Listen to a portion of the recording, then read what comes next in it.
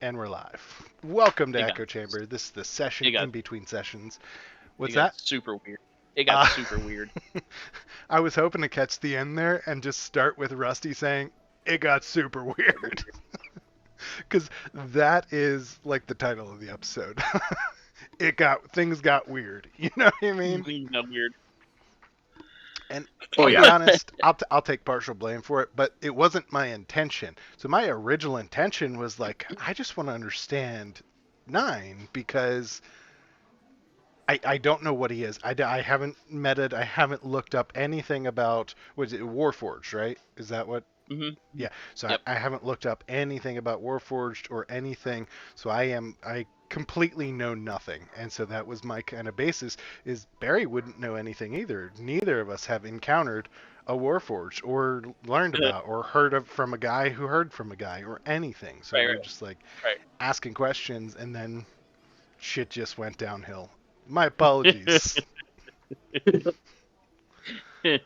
Um, I don't know. Do you guys ever play characters like that? Like, I purposely, even with Amrook, like, I think about, do I know this? Would he know this?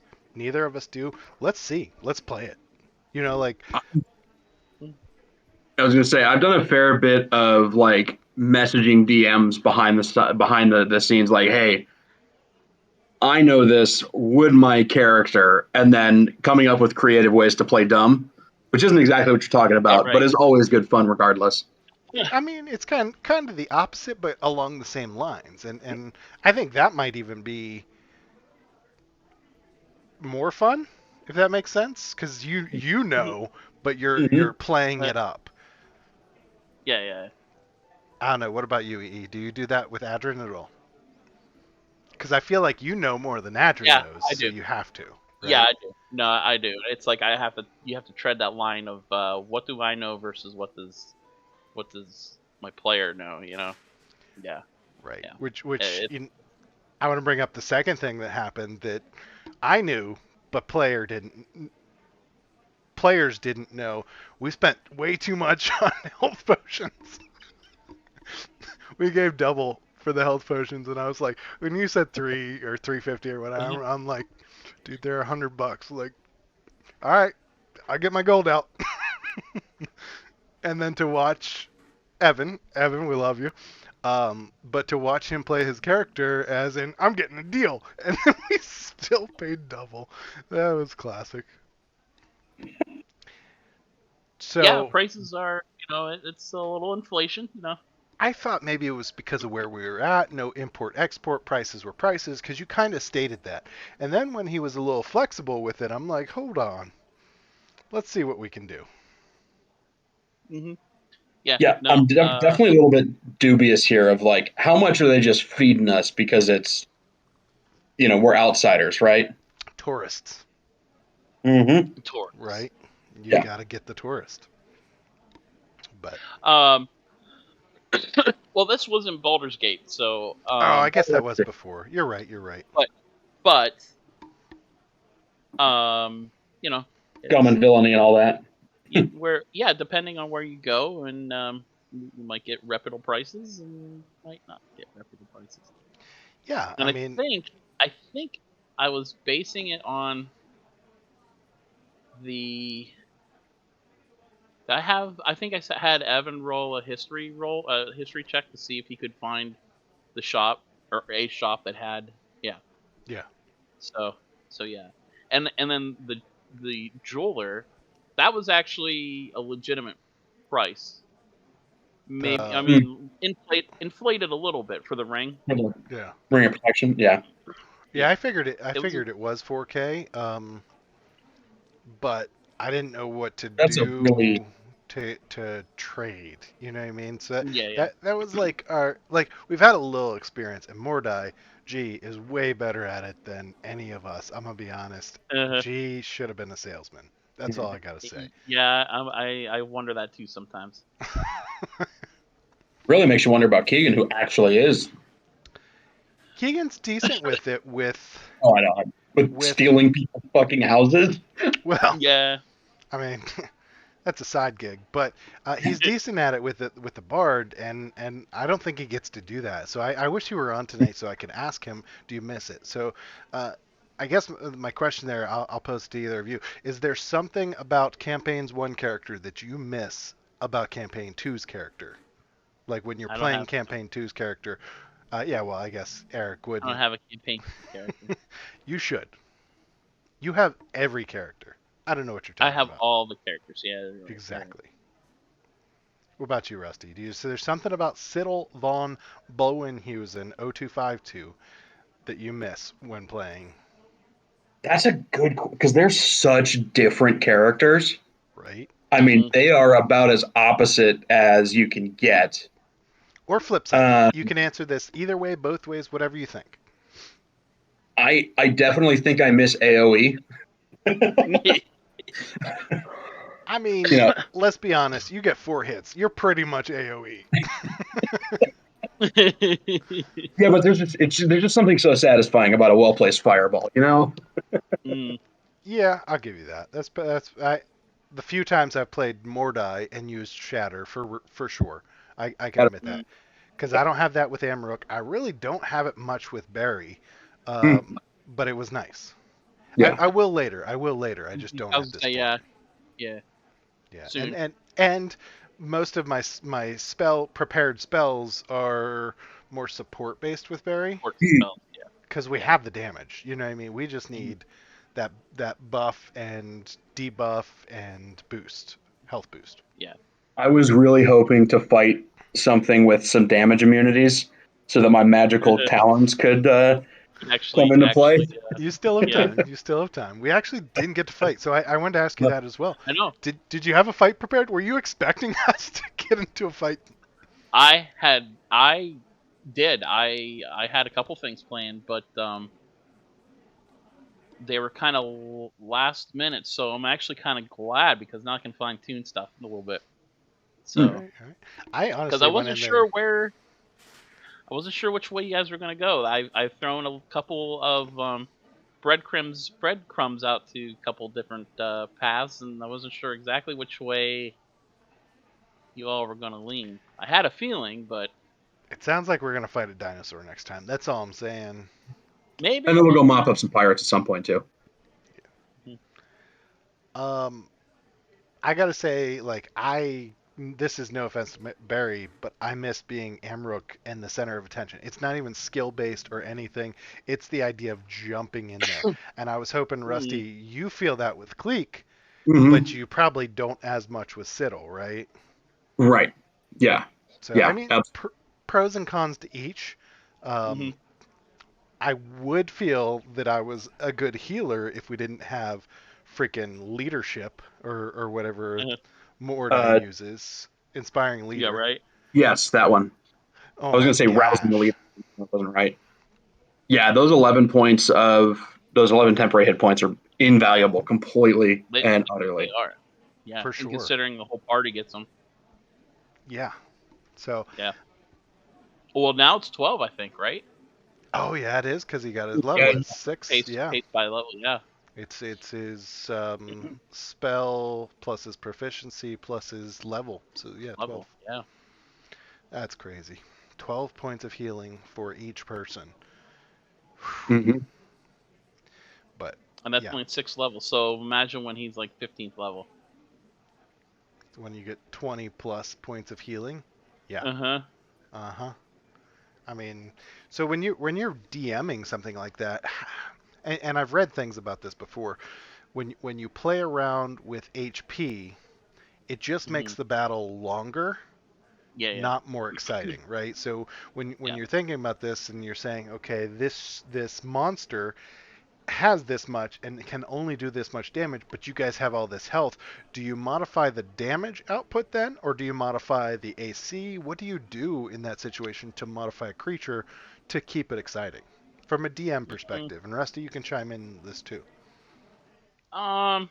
When when it's something like that, I don't typically Or do you just add another typically. creatures? I guess that's an option too. There's so Yeah. many different I would. ways to do it. I think easier. I'd probably add a different. more creatures, but it depends. I guess it depends. Because I mean, I have um, used creatures that are purposely skewed to like maybe your weaknesses, with to your weaknesses or something like that. I mean, not you guys in particular, but in my other campaigns. But um, like I had my one campaign, most of the characters were high in dex and strength, well, dex and like intelligence, and a lot of them were low in charisma. So I would try to, you know, um, find some charisma based saves or constitution based saves, things like that. But it's eh, there's ways around it. Yeah. I was just interested because like I don't know. For me, like my initial thought would be, okay, you guys have all this HP. Let me add HP to these. But the consensus there is when you do that, it just prolongs the fighting the back Yeah, and yeah. forth. The turn order just goes one or two more rounds. It doesn't make it more exciting. So I was just And curious. and the way they constructed the monsters and how the CRs work, the CRs work and everything, they kind of build that stuff like into the creatures a little bit. So a lot of times it just automatically just kind of evens out. But you know, Right. About you, Rusty, what are your thoughts on increasing versus Mordai being able to give us 72 points of HP additional to the party? Which, when you Yeah. think about it, that's another person. That's Oh another yeah. player character. I think I agree with, like, just adding hit points to the monster just it turns it into a slog, right? It's like, okay, we're doing consistent damage, blah blah blah blah blah. I think that maybe fudging up the AC a little bit on the enemy is probably the way to do it. Where, like, okay, maybe the first roll, first attack, whatever, is a hit on an 18, and the creature's AC is 14 or 15, right? right? Everyone consistently rolls high, whatever. You're like, okay, we're putting out some solid damage. Maybe then it's like, maybe their AC is 15 instead of 14. Hmm. Obviously you can't like change it once someone's already hit at whatever, Yeah, but Hmm. Yep, different ways to look at it. Another thing I want to throw out there, Eric. Well played with Steve. I honestly, Carl, didn't know how that worked because I thought you had to cast it within that 24-hour period in order to reclaim or whatever reassert the dominance of animate dead. And so that's where I I was don't think it like, really. are I we don't know gonna if it have to really kill him? specifies that, but I thought, makes sense. You're kind of Yeah, recasting it, so yeah, I'm all for it. Wanted to give you props on it, and like I didn't know going into that, am I gonna have to fight here? Like what's gonna happen? And my realization after getting drunk off of one drink was like, oh crap, I can't cast that. yeah. that's Which always been my fear. I'm glad you brought that up because I completely forgot about that, and I would have just totally skipped over it. So Until next session when we're in battle, I'm like, don't I have a zombie? And then you'd be like, actually, you never cast animate dead. He's on the ship. Good and luck. and you know what? Now I think about, it, Half I your was gonna crew say, is dead. you know what? Give yourself some inspiration for that. Oh And now I baby, I'm think, gonna mark it and I down. and then I think about it. Evan never used his inspiration. You know what? That is so hard because Garrett's given me inspiration twice, Yep. and anytime I have inspiration, I'm rolling well, and I'm like, there's no Hmm. reason for me to use it. Yeah. Um, Or you roll really bad where it's not going to help anyway. and yeah, and you roll bad, you use the inspiration, and that's bad too. And it's like, Yeah. Yeah. well, hell, Yeah. Like I still rolled a 7. Damn it. yeah. Uh, So I don't know if we talked about this on stream. I feel like we did, but maybe we didn't. Maybe we talked about it in break. We were talking about the one shot coming up on Sunday. Evan's one shot. I think that's what we're calling it. I don't know if he has a name. I'm probably just going to name it in the stream, Evan's one shot. But we have a guest there, and I reached out to this guest because I didn't know if Evan would reach out to him or not to help him build the character. Yeah, I Um, was gonna say I meant to talk to you about that too. But anyway, go ahead. and so we started talking this past Sunday on rolling for stats, and Hmm. I thought you had a really cool take on it. So I'll let you take the floor. Tell us your different take because you have the standard, 15, 14, 13, 12, 8, whatever it is, and then you roll for them, and then Hmm. you had a different one. Go ahead. So we always the old way of doing it was roll 46, drop the lowest, do that 8 times for the 6 different stats. So that way you don't get too crappy stats. And then re-roll ones, and all ones is an 18, All or three ones is ones. an I should. 18. Yeah, That's like three shooting ones. the moon in spades or Hmm. hearts or whatever it is. I Yeah, was gonna yeah, say yeah, Yahtzee, but yeah, yeah. Yahtzee works too. So, you get buffier characters, but it's fantasy, so it's a fantasy game. You kind of want that a little bit. I mean, you said something early on when we started this that these you're playing characters and they're basically superheroes. Like, Yeah, hmm exactly, exactly. and you have to like take it that way. Hmm. We might be hobbits, but we're still taking the ring to Mordor type deal. You know what I mean? Yeah, So yeah, exactly, yeah, you have to exactly. look at it that way.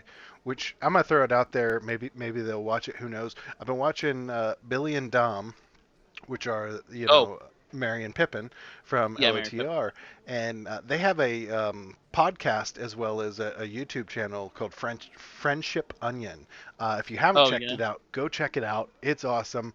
They bring on guests. They do really cool skits like where they listen to funky music and they answer emails or voicemails was one of their things. And most of the time when they have a guest in, like the guest brings in a cultural piece of food. So a piece of food or, a plate of food from their own cultural background. And actually, Hmm. Sam Riegel was on there and he brought Was he? in, he's Jewish, so he brought in, I um, didn't know that.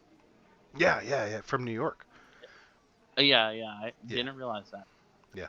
Oh shoot! Now I forgot what he brought in. But yeah, no, it was a pretty cool episode, and matzo ball soup. That's what he Oh brought yeah, in, okay. and I was like, man, I've never had that, but it sounds really good. Hmm. Um, Yeah, I've heard it's good. but the yeah, so most like chickeny thing you have ever had in your life, and it's lovely. Oh yeah. Oh yeah. yeah, I would, hmm I would definitely, I think I would dig it. But Oh yeah, it is. There's nothing to not love about it. Hmm. I just wanted to give you guys that Friendship Onion. Check it out on YouTube. Interesting. It's fun to just put on in the background and just listen to them because like uh, Pippin's voice, the guy, not Billy Dom, Yeah, his he's got a voice is so deep now. yeah, he's got a big deep. Well, he is in he does one of the characters for Vox Machina. Yes, he does. Yes, he He does. does Percy's dwarven friend. Yeah, the Scottish guy. Yeah, we won't Yeah, give any yeah, details. No spoilers. We didn't warn anybody, but yeah, yeah. because I so he was 22 in Mhm. LOTR, and his voice was not that deep. And Yeah, then I heard him on this, and I'm like floored because I didn't believe it. Like I thought he was putting on a front, but no, that's his yeah, real right. voice.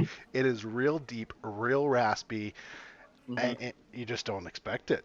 Yeah, no, But definitely. he they also talked about like their voice acting. Um, Right. and their voices that they chose for Merry and Pippin, and Mhm. uh, Billy chose like a northern Scottish, still rural, and then Dom chose like I forget where it was, maybe Welsh, something like that, but another Yeah. rural, but yeah.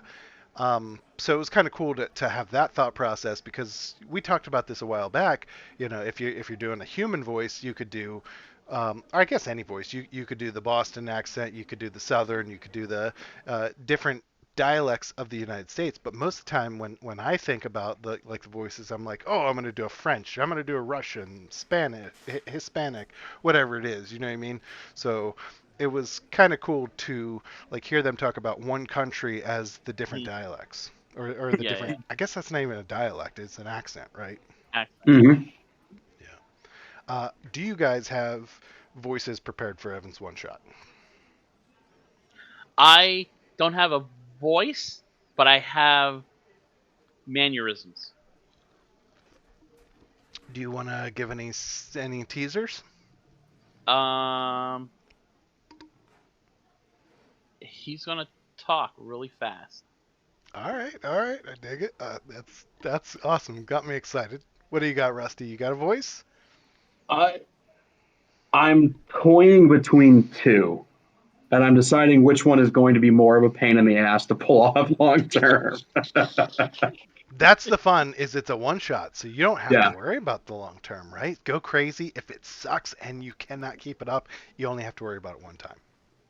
yeah. I think I've more or less settled on one, but I've got to see how it pans out. I've got a very short Brad backstory that I'm very excited about too. So Nice. All right. I I Yeah. didn't put too much into my backstory. Did you? Did you, Eric? I have a rough backstory. Yeah, a little bit. All right. mine is legit 3 sentences. So, Okay. Okay. but You it scared me has when you said that. no. It's a there's a little bit of certain bit of comedy, certain bit of whatever to it. Basically says, okay, here's kind of a common trope for this class, and here's how I'm going to flip it on its head. I also think it's hilarious that none of us are telling each other what we've made or like any details. That way The we're all coming in the surprised. the only one that has anything is Ashley. The only one that said anything was Ashley. And that's how we started the Bard boy band. Hmm. We I thought it all was a put good together a idea. Bard, and I was bummed because I was gonna go with a Tabaxi myself, and I was like, oh, can't have two Tabaxis in a party. That's silly. I So think then you I went could. even. Then I went weirder. All right. All right. I like Hmm. it. Yeah, I just think it's funny that we're not telling each other. Like, because, sometimes you want to tell each other so that you make sure you have a diverse party, but none of us are telling each other. And I think that's I have a funny. feeling we don't have a healer type. I didn't play a we healer. Teaser, I didn't play a healer. in our first campaign, our healer is a goddamn druid. So, Hey, healing spirit is pretty oh, crazy. it's been really successful, but like that's it. That's the healer. Yeah. And correct me if I'm wrong, Eric. That was almost like an accident because you had a couple characters ready, and that was like a Mhm. last minute. I'm gonna play the druid, right? So Yeah, if you yeah. hadn't picked druid, we just wouldn't have any healing.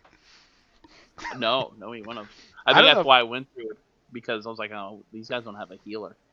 I better take the druid. I don't know if we would have made it past level 5. I'm gonna be honest. We would have two or three characters would have died at level 3 or 4, and someone would have been like, "All right, I better do this." The first fire giant uh In encounter, I Tribor, think. What? We I, should have been fucked anyway. Yeah, yeah, We yeah. really should have been. you think? Because I go back to that fight and I replay it in my mind all the time. Um, because that was honestly for campaign 1. That was when we clicked. That was when the group clicked, Hmm. and we like synchronized. Adrian's doing this. It was like that Marvel movie moment when each person's doing their own thing, but it's like a symphony all coming together. Adrian's Hmm. putting out fires, Reed's running around. People are chasing things, and like if we had had a camera, it would have like been weaving in and out, Weaving following through and people. out. Yeah. Hmm. So I go back to that whole scene. I wish we had it on recording. I go back Yeah, to I that never did. that entire fight in my mind, and I think we would have made it. We didn't have much healing that time because Adrian was in the back putting out fires, saving Hmm. the actual town, and the rest of us were chasing and doing damage. Hmm.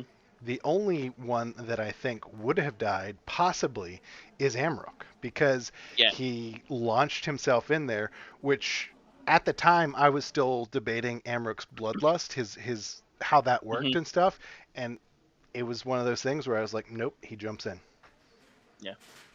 Um, I don't know. I think we would have made it, but anyway, we won't relive old war stories.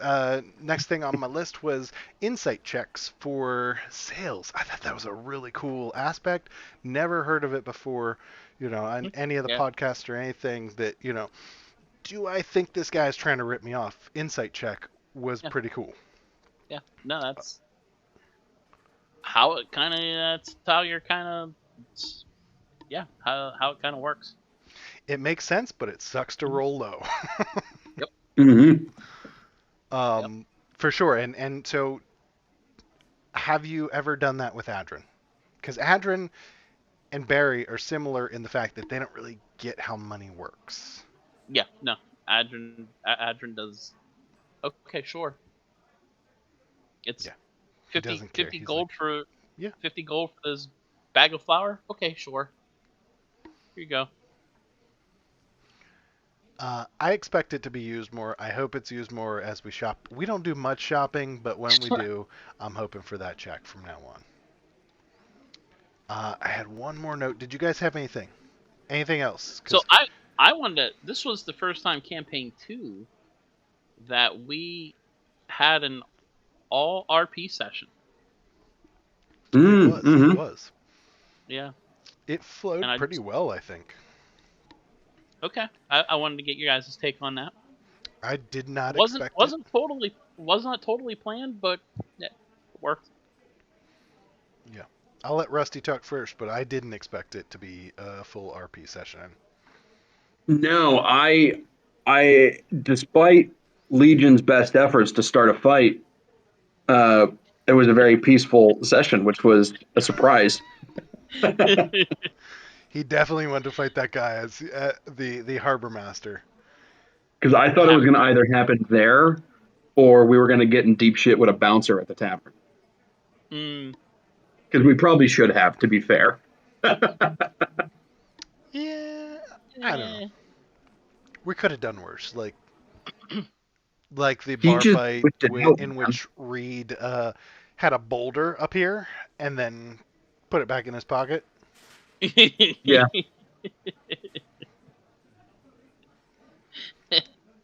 I enjoyed it. I know it was a little weird, to say the least, That got weird. but I got I weird. did. Yeah. I enjoyed it. I can honestly say there were some different things that came up as it went that I was like, ooh, that's clever. That type of stuff that kept me interested. Because in either campaign, I do not enjoy shopping. In real life, I do not enjoy shopping. I don't know about you guys. I just can't do it. No, I'm the same way. Yeah. In game shopping is a little tedious. Hmm. Sometimes I feel like, okay, Eric or Garrett or whoever, I want these items. I have this much gold. What can I do? Like, tell me Yeah, yeah. we don't have to go through the shopping trip. And I don't do it, but that's where my brain goes. I'm just That's like like, when it yeah, comes to like the mundane items. It's kind of like okay, this is what you can find. This is how you can get it. You can get it for list price. It's no big deal. yeah. It's where the special items come into play, where Mm-hmm. not every ring of protections are not that common. I think it's hilarious that Griswold Evan was worried about his Mhm. AC so much, and now that Keegan's playing a tank, he has the exact same fear. Like Yeah, I know, right? he wants his AC as high as possible. As possible, yeah. I had to get that shield away from him and give him the shatter spike. I had to have Hmm. something to trade, but I had to get that away from him. Hit him with a 21-22 AC. Like I felt like, all right, there's gonna be some hard hitting shit from now on if you have that. Hmm. Hmm. I think we talked about that last time, so won't harp on it at all. One more thing about selling, then we can run Magic Item of the Week. If you have your handy dandy Siddle's Compendium, I do. awesome. So one more thing. So how do you handle or how has your other group handled for Rusty selling of items? We talked about I think we talked about it on stream. We definitely talked about it out of game. How full the bag is. Hmm. And I know that's semantics, and it only has so much size, and we're probably past the limit now. But how do you handle selling stuff? Because again, my brain, I don't want to shop. I would rather lose gold than shop. I would rather just dump it out on the side of the road and keep going than shop. I don't So, know that I've ever actually really sold something. It's almost always been barter. It's been, will you take these 2 rubies and this fucking plate mail or something for that weapon? So I don't really have anything for you there, unfortunately. but so you do barter though, because I don't feel like Mhm. we do that very much. I mean, I guess every once in a while, but like a lot of times we'll just pay the gold. You know what I mean? Yeah. Like, or suggest that they give it to us for free. So I've got kind of an idea, and this is something that, if I were a DM would maybe consider doing, is like, you know, the Lion Shield Costers consignment shop, drop off your shit, I'll sell it for you. So Oh yeah. basically, anything you don't want, sure, drop it off here and we'll sell it for a 10% fee or something. So basically, whatever the value is in the book, you get 90% of that back. So, if you want to use it for barter, it's worth a little bit more. But the kind of easy hand wavy, just get rid of it for gold, Done. is I still there. wish Garrett were here. I'd put all of our stuff in there. I would start our bag of holding over for Evan and just be like, dude, we got rid of everything. Here's your categories. There you go. Mm. So I mean, my other group, we were lazy about it, and I would just say, one of the characters would say, can we do exchange rate here? Can we exchange some of the stuff? And yeah, okay. Let me see what this is worth. Okay, that's about, yeah. You can get list price for everything just to make things. So all those jewels and all those things and art pieces and stuff like that. Here you go. Here's 10,000 gold. Mm-hmm. Right. And I guess it depends on the campaign too, right? Like if Yeah, you're playing one of those economy based campaigns, it would make more sense to have to go around selling. But then, I also think like if you were to try to go to Baldar's Gate and sell everything we had, I think you might have a little trouble. I think yeah. they would say, "No, In I real don't need life, that." yeah, You know what I mean? yeah, Yeah. So in my mind, that's where that goes too. And then I'm like, oh, I hate shopping. So it's coupled items that I'm just like, how do you handle this? So just another Yeah, thing I wrote down.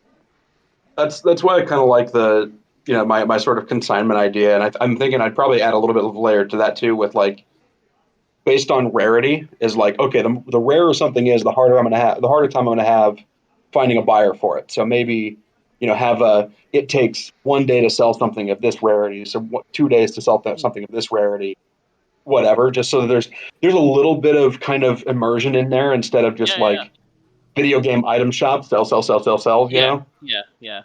Exactly. That's I really interesting. like that idea. That's a cool Yeah, idea, that's Rusty. I yeah. completely pulled it out of my ass like 35 seconds ago. So you're welcome.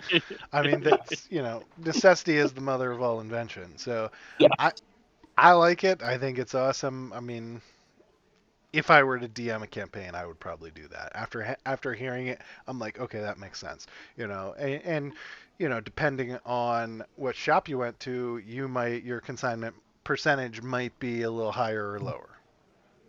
Yeah, you can build reputation with someone. You always bring good stuff, or if you bring someone 75 rotting goblin corpses, they're charging And you 15% now. and a troll dick. Yeah. Yes. Yeah. There's got to be a market for that. I mean, All right. With that, I think it's time for.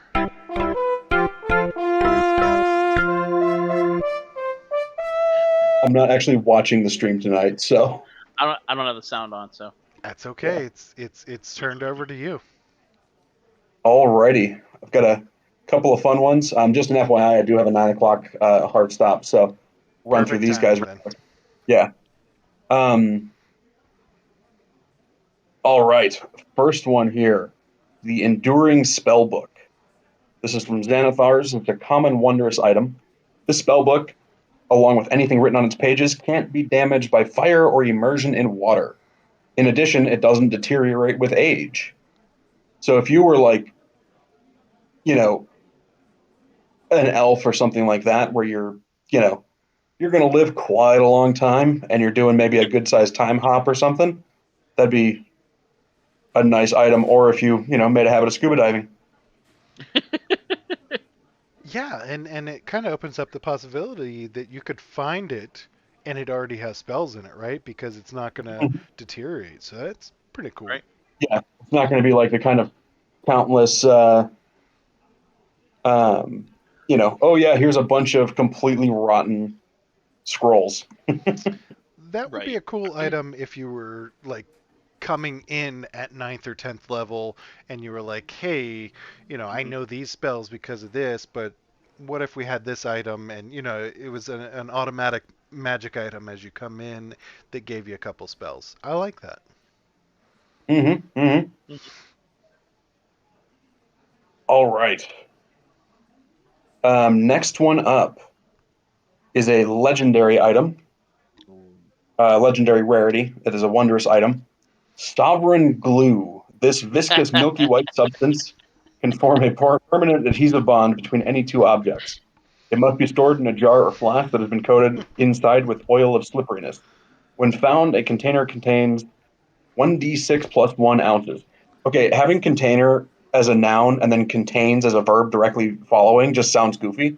Perfectly grammatically fine, but goofy. Um, 1 ounce of the glue can cover a 1 foot square or 1 foot square surface.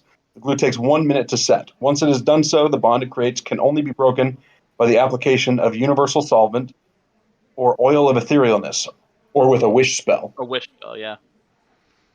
Yeah. I As soon as you held that up, Eric, I was like, yep, that's what I was thinking. oh, It and I was didn't see what you did. I'm only on one screen. it was used in campaign 2 in critical role for a very Hold on. Spoiler alert. humorous And I think we're good. humorous I'm just gonna say humorous effect. I'll just say that. I gave Yeah, a the first fair warning. If you don't want to hear about this, please mute us right now and then come back in 30 seconds. They put the glue on a dildo and then gave basically a dildo. It was a phallic symbol, we'll say, and gave it to a lady, and then it was glued to her hand. And she was super Karen. Yeah, she was a Karen. Yeah, she was a super Karen. I was thinking if we were, high enough level, it's like, yeah, I'm gonna glue Griswold's hand to his face or something, and he's gonna He's got to fight convince me why I one-handed. need, yeah, convince me why I need to cast Wish to let him go. Yeah, there's opportunities there, huh? hmm I cannot think of many good ways of doing it other than just sheer fuckery. Yeah. Ooh, it'd be useful in Curse of Strahd. Just glue his ass into his coffin. Yeah. Or if like we were on a ship and it was like needed something needed held together, something like that would work. hmm I was really afraid when we were on our boating adventure that Eric was going to be like, yeah, after that storm, you broke X. Now you're No, stranded. You see a deserted isle, and it, fog rolls in, and that was a total option, but you rolled the DC for everything. So I was like, because I that was so much an option. I was we end up waiting for the dragon turtle attack. I'm gonna be honest. in. When you mentioned the dragon turtle, I got a little excited. I do not want to fight the dragon turtle. We do not have polymorph or anything else. I do not want to fight it, but I You was might a little you excited. might see the dragon turtle. Hmm. Aren't those like CR 18 or something? Not 13, I think. that high. I want to say like 13, 14, Oh, somewhere in okay. there. But not fun, Yep. especially in the open water. And Yeah, they have a crazy amount of speed too. So, hmm excellent. all right, what do you got? Third item. Don't want to miss out. One Lost Crown of Besselmer. This is from Princes of the Apocalypse. This is a legendary, wondrous item that requires attunement.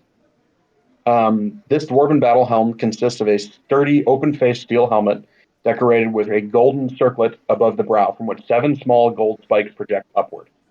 You gain the following benefits while wearing the crown. You have resistance to psychic damage. You have advantage on saving throws against effects that would charm you. You can use a bonus action to inspire one creature you can see that is within 60 feet of you and that can see or hear you. Once before the end of your next turn, the inspired creature can roll a d6 and add the number rolled to one ability check, attack roll, or saving throw it makes. This uses 1 charge from the crown. It has 3 charges and regains 1d3 expended charges daily at dawn. The only thing that bothers me about this is 1d3. T6 divided by 2. Yeah. Yeah. But the fact that they call it a d3. There is a D3. There is a D3 dice out there. Is there? Okay. Yeah. But that's from. Those are all very inconvenient. Yeah, they are. Editor, go ahead and put the D3 like right here. Okay.